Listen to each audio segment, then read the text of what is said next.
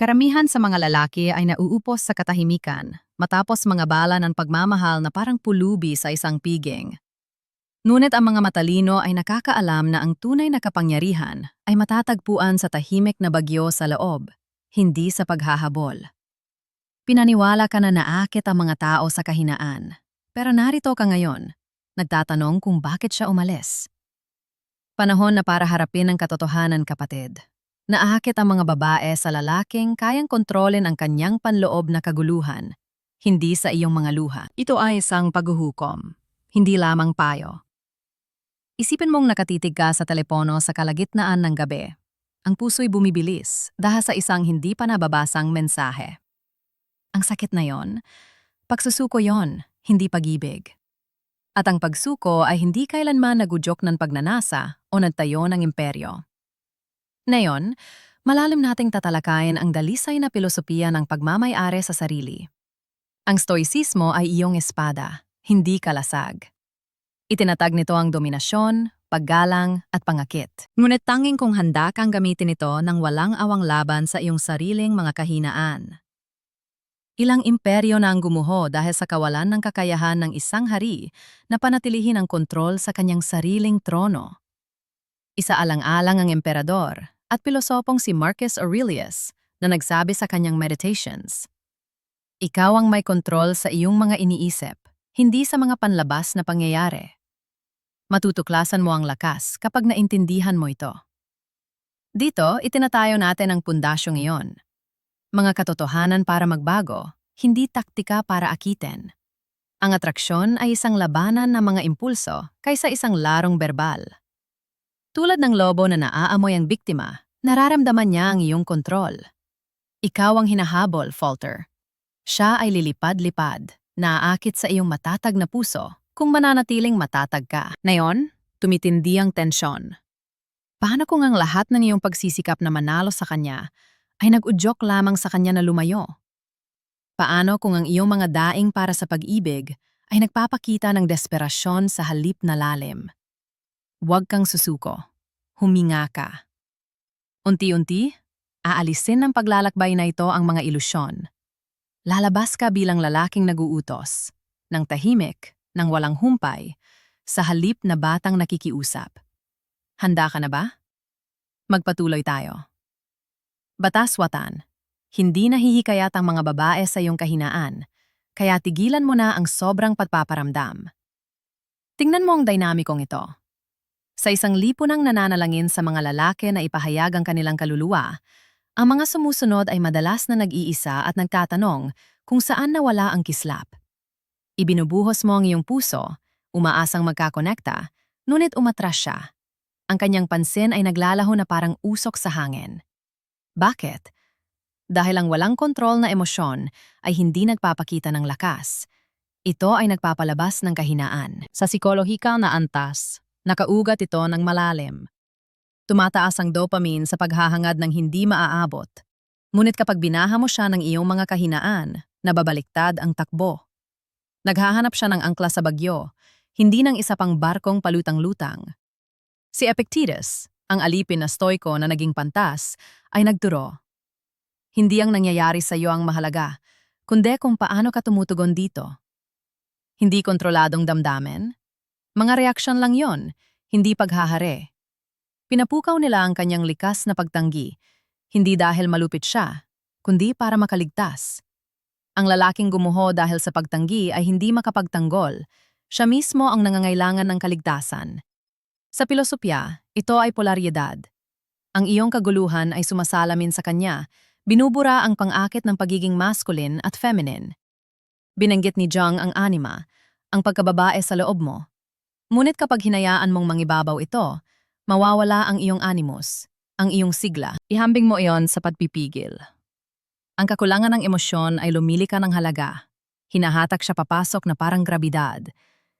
Isipin ang eksyenang ito, matingkad na parang film reel. 3 linggo na kayong nagde-date. Umaagos ang tawa, ang mga gabi ay nagiging bukas na lang. Pagkatapos, bumagal ang kanyang mga sagot. Ang mga oras ay nagiging araw. Sumiklab ang panic. Nag-text ka. May nagawa ba akong mali? Namimiss kita ng sobra. parang sumasakit. Pakiusap, kausapin mo ako. Sinundan ng mga voice note, hilaw at nagmamakaawa. Sa loob, nag-aalbog ang isip mo. Kung hindi ko ipapakita na mahalaga siya sa akin, aalis siya. Pero hindi siya sumagot ng may init. Sa halip, unti-unting pumasok ang magalang na distansya. Sinabi niya, kailangan ko ng espasyo. Tapos, itim na eksena. Ang kahinaan mong iyon, hindi nito pinalalim ang inyong ugnayan. Winasak nito ang iyong balangkas. Nayon, i-rewind. Parehong paghina ng tugon. Napansin mo, pero hindi ka na nataranta. Isang maikling mensahe. Sana ayos ka lang. Pagkatapos, katahimikan mula sa'yo. Nag-gym ka, inialay ang sarili sa trabaho, muling nahanap ang iyong sentro. Makalipas ang ilang araw, tumunog ang text niya. Uy, anong ginagawa mo? Tumatalab ang iyong kuryosidad. Siya na ngayon ang naghahabol dahil hindi ka nabuwal. Matalim ang aral. Huwag pigilan, pagyamanin. Hindi kaaway ang emosyon. Ang murang pagpapalabas nito ang problema. Magtayo ng pader sa paligid ng iyong panloob na mundo. Hayaang paghirapan niyang makuha ang susi. Binalaan ni Nietzsche laban sa moralidad ng alipin na umaasa. Umangat sa moralidad ng Panginoon, kung saan nanginghibabaw ang paggalang sa sarili. Ikaw ang nagiging palaisipan na hinahanap niya kapag tumigil kang magpakita ng damdamin ng bukas at desperado. Ang pagnanasa ay pinapagana ng kanyang paggalang. Isipin ito, ilang beses mo nang nawala ang kaluluwa ng isang tao matapos mong ibuhos ang sayo. Subukan mo ang sarili. Sandali munang huminto sa susunod na tumindi ang pagnanasa. Aralin mo ito. Tingnan mo kung paano nagbabago ang kanyang orbit. Batas du. Tanggapin ang kawalang pakialam. Ginagamit nito ang kapangyarihan ng paglayo para magpagulo sa kanila. Ang pag-uugali ay ipinapakita sa ganitong paraan. Inilalagay ng mga lalaki ang mga babae sa pedestal. Binabahas sila ng pagkakaroon ng oras at atensyon na parang confetti, ngunit nauubos ang kanilang interes. Ginagawa mo siyang sentro ng iyong universo. Pinaplano mo ang bawat date ayon sa kanyang mga kapritsyo, at hindi ka tumitigil sa pagte-text sa kanya. Sa simula, nangumingiti siya, pero sa kalaunan, kumukupas ang liwanag. Ang apathy ay hindi kapareho ng indifference, na siyang sining ng hindi pag-asa na nagbabaliktad ng emosyonal na pamumuhunan. Suriin ang psikolohiya. Nangungguna ang prinsipyo ng kakulangan. Ipinaliwanag ni Robert Cialdini na ang mga bihira ay mahalaga. Palagi kang nariyan? Binabawasan nito ang halaga mo sa pamamagitan ng pagbaha sa merkado. Ang kawalan ng katiyakan ang pinagkukunan ng dopamine. Ang ganap na pagiging madaling maabot ay inaalis ang kilig. Ipinangaral ni Seneca at ng iba pang mga Stoiko ang pilosopiyang ang matapang ay malaya. Katulad ng Übermensch ni Nietzsche, pagtatagumpay sa sarili, hindi pagpapalugod sa karamihan, pinapalaya ka ng paglayo sa sarili mula sa kanyang pagpapatunay. Dito, namamayani ang polaridad. Ang pagiging malaya ay nakakaakit. Ang pagiging pangangailangan ay nagtutulak palayo. Kinu-question niya ang kanyang hawak dahil gusto ng kanyang instinct ang lalaking maaring umalis nang hindi masaktan. Ito ay pag-aangkin ng ego na pumalpak. Isipin ang sandaling ito sa pelikula. Sa isang masikip na bar kayo nagkita. Sanay siya sa mga lalaking sumasamba sa kanya, kaya agad nagkaroon ng kimika. Pero ikaw? Kasali pero hindi nakatali. Hindi ka nananahimik. Lumilihis ang mga usapan. Pinutol mo ang sinasabi niya sa gitna ng pangungusap ng may tawa. Kailangan ko nang umalis. Makikipagkita ako sa mga kaibigan, sabi mo. Walang paumanhin, walang pakiusap. Naisip niya sa sarili, bakit hindi siya nakikiusap ng dagdag na oras? May karelasyon na ba siya? Iba siya, nako. Masaya ka gabi, kailan ulit? Ang mensahe niya kinabukasan. Nabaliktad mo ang takbo ng paghahabol. Sa kabilang banda, ang lalaking nangangailangan. Pagkalipas ng sandali, nag-text siya. Hindi ko matigil ang pag-iisip tungkol sa'yo. Libre ka ba ngayong gabi? Naramdaman niya ang kanyang kawalan, kaya nag-ghost siya. Mga tusok ng kaalaman. Ang paglayo ay isang pilosopiyang isinasabuhay, hindi isang gimmick. Ituro ito. Mag-focus sa iyong karera, sa iyong katawan, at sa iyong isipan. Bawat gabi, Nagmumuni-muni si Marcus Aurelius sa kanyang talarawan. Tigilan ang pag-aaksaya ng oras sa pagtatalo. Kung ano ang dapat maging isang mabuting lalaki. Maging isa ka na.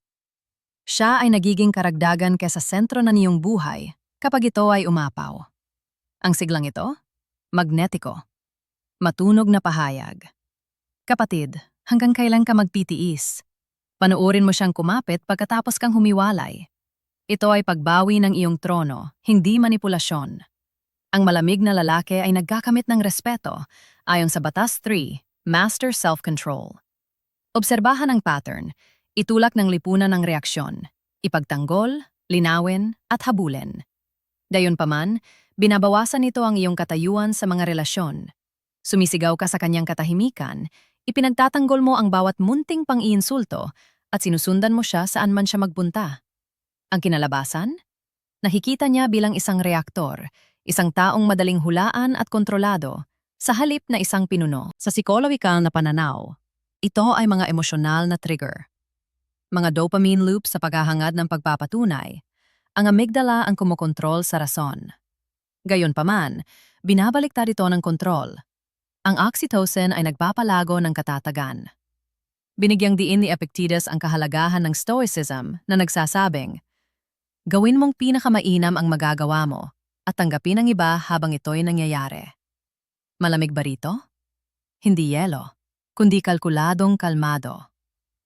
Pilosopikal na kontrasteng pagitan ng disiplinadong pagpipigil at mga pagsabog na hinihimok ng ego, ang integrasyon ng anino ni Jung, pagharap sa mga impulso ng hindi sumusuko.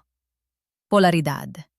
Ang kanyang pagiging malambot at ang iyong katatagan ay magkahalo ng maayos. Umuunlad ang eksena ng may tensyon. Sinusubukan niya ang argumento sa pamamagitan ng pagbibiro tungkol sa iyong bakasyon. Sumisigaw ang impulso. Protektahan. Hindi mo alam kung gaano ako nagmamalasakit. Ngunit kalmado mong tinitingnan siya sa mata at humihinga. Sumagot ka. Naiintindihan kita. Bago ka magbago ng direksyon at nagsabi, mag-usap tayo mamaya. Walang pakiusap, walang pagsabog. Mag-isa, nag-aalab ang kanyang bagyo. Humupa siya kalaunan at nagsabi, pasensya na, sobra akong nag-react. Namuno ka ng walang pagpipilitan. Ang mainit ang ulo? Pinapalala niya at sumisigaw pabalik. Nabuwag ang respeto. Umatras siya. Ang aral na namumukod tangi ay ang dominasyon, hindi kahinaan, ang siyang tunay na malamig na kontrol. Paunlarin ito sa pamamagitan ng pagmumuni-muni at pagsasanay ng stoicismo, premeditatio malorum, na kinapapalooban ng pag-iisip sa pagkawala ng hindi bumabagsak. Isinulat ni Nietzsche, ang may dahilan para mabuhay ay kayang tiisin ang halos anumang paraan. Ang iyong bakit nakasarinlan. Kailan man nawala ang iyong dangal dahil sa isang reaksyon? Bawiin mo ito. Ang kontrol ang namumuno na nagkakamit ng paghanga sa katahimikan. Batas 4. Manguna gamit ang hindi matutumbasang katahimikan ng lalaki. Huwag mag-react. Ang dinamikong nabunyag. Ade ka sa mga senyales niya na kinabibilangan ng mga pagsabog ng depensa, mga desperadong text, at mga pagsabog ng selos. Ikaw ang kumakagat. Siya ang sumusubok. Ang pagiging pinuno? Nawala.